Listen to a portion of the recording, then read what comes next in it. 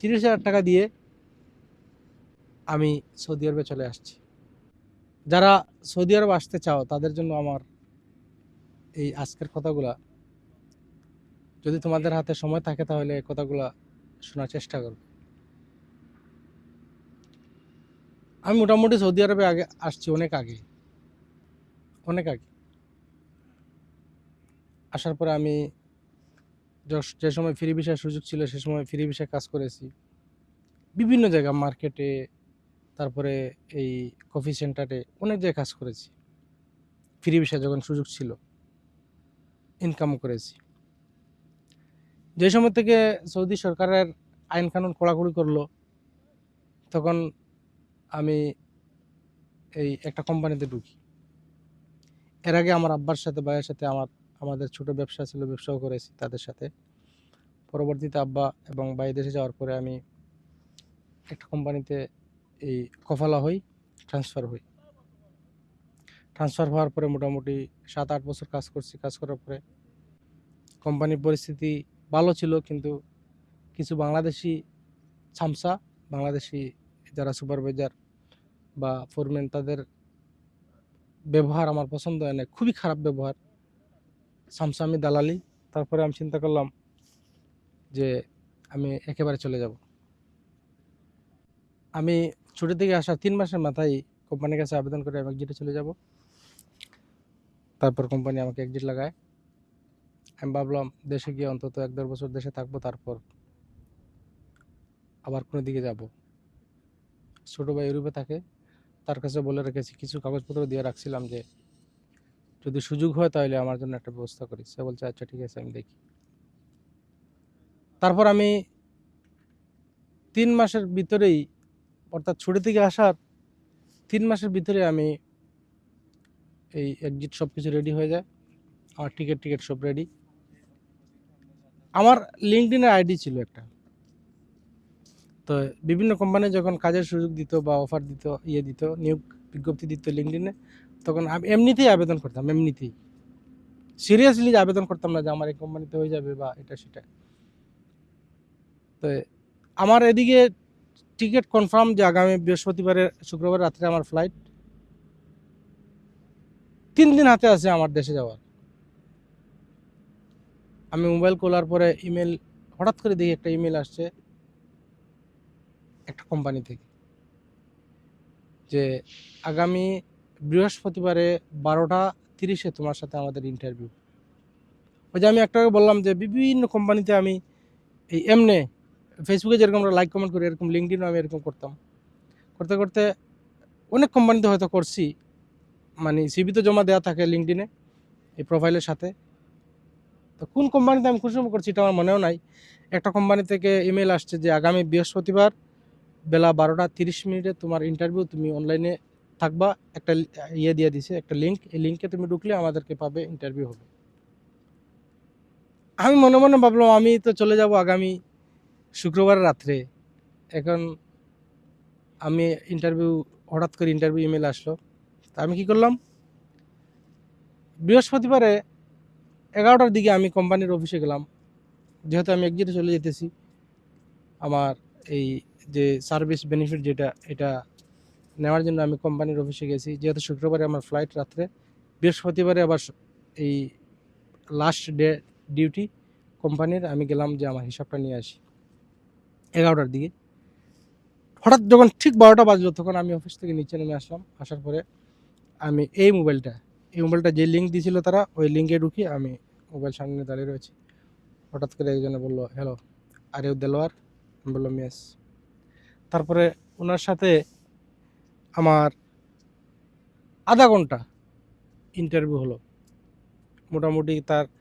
উনি আমার কাছে জানতে চেয়েছিল যে আমি কি কাজ করতাম বা সৌদি আরবে আমার কাজের এক্সপিরিয়েন্স, কত ধরনের ভাষা জানি বা কত দেশের মানুষের সাথে কাজ করার এক্সপিরিয়েন্স আছে, কী কী কাজ করেছি। সব ইন্টারভিউ নেওয়ার পরে উনি আমাকে বলল, we are happy with you after interview.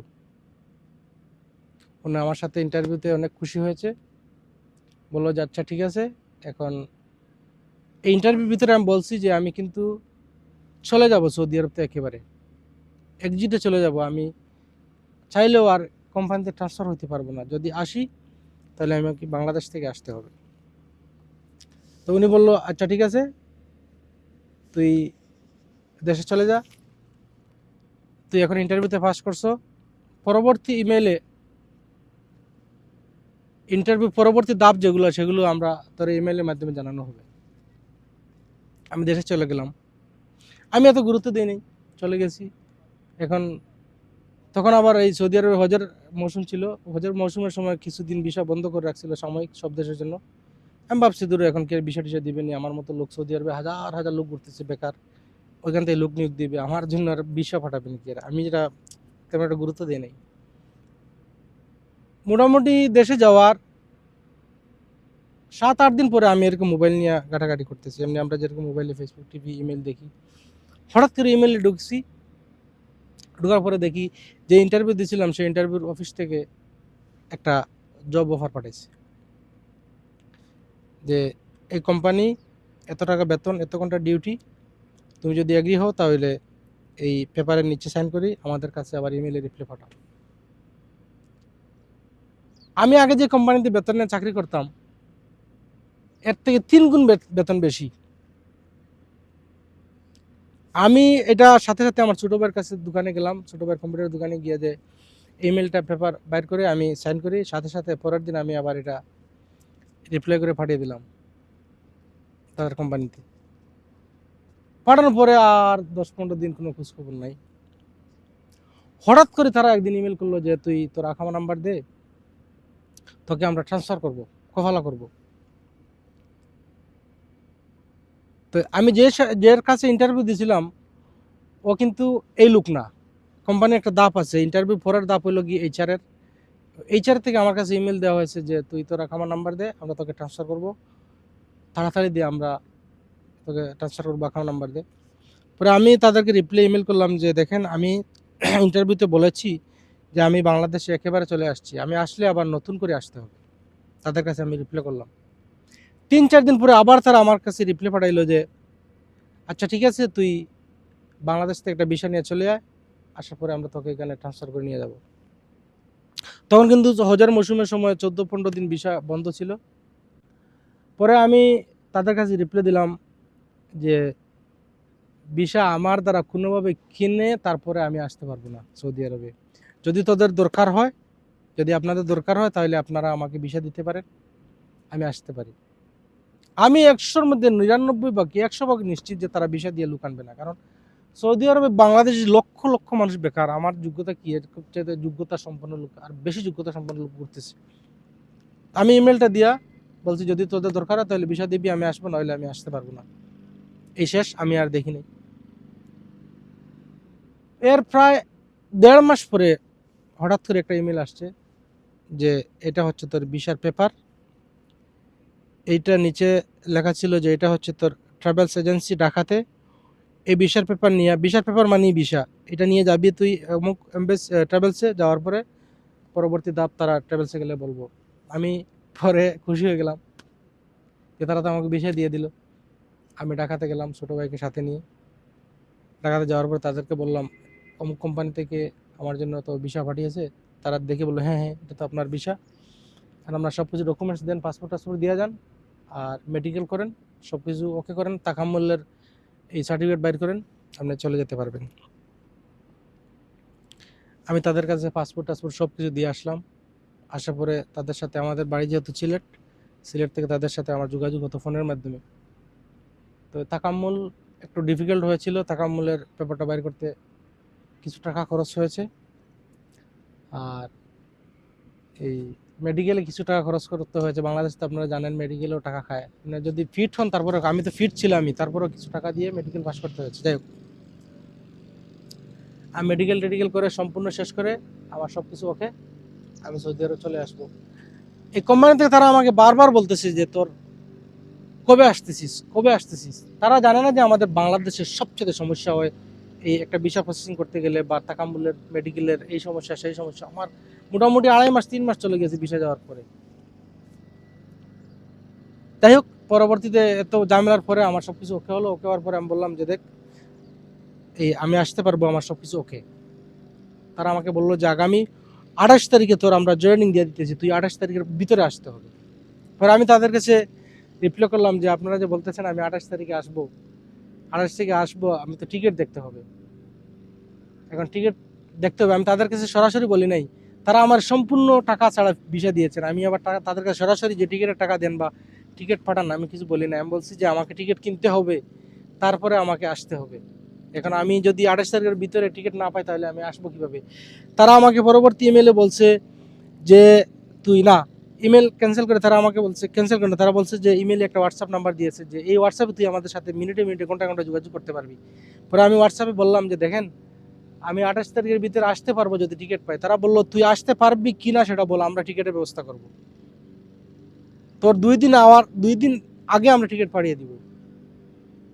পরে আমি বললাম আচ্ছা ঠিক আছে, আমি 28 তারিখ আসতে পারবো।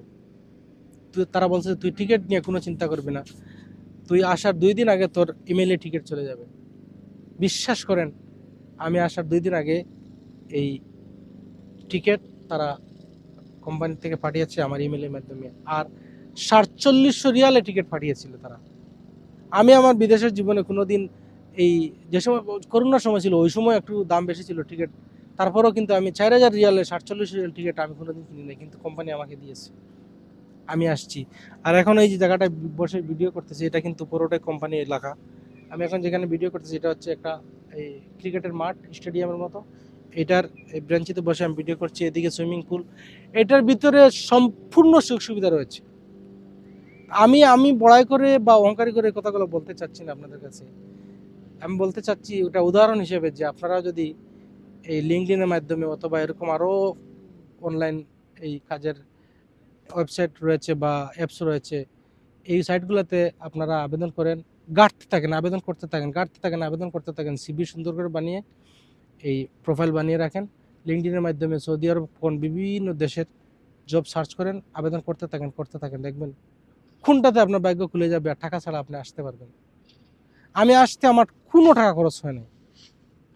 এই টাকা মূল্যে মেডিকেলে যেগুলো খরচ হয় এগুলো তো মনে করেন তাদের দালালির কারণে নিয়ে গেছে। আমার সম্পূর্ণ ভিসা প্রসেসিং করার পরে আমি যখন পাসপোর্ট আনতে গেছি, আমার 3 দিন পরে ফ্লাইট, তখন ট্রাভেল সেলার বললো যে দেখেন ভাই আমরা অনেক কষ্ট করে এই সংকট সময়ে আমরা ভিসাটা প্রসেসিং করে দিয়েছি, আপনি খুশি হয়ে কিছু টাকা দেন। পরে আমি তাদেরকে 20,000 টাকা দিয়েছিলাম। পরে 20,000 টাকা দেওয়ার পরে তারা বললো যে দেখেন আমাদের স্টাফ অনেক বেশি, এই টাকাটা আমরা আপনার কাছ থেকে কাজের বিনিময়ে নিচ্ছি না, আপনি যদি খুশি হয়ে দেন 30,000 টাকা দেন।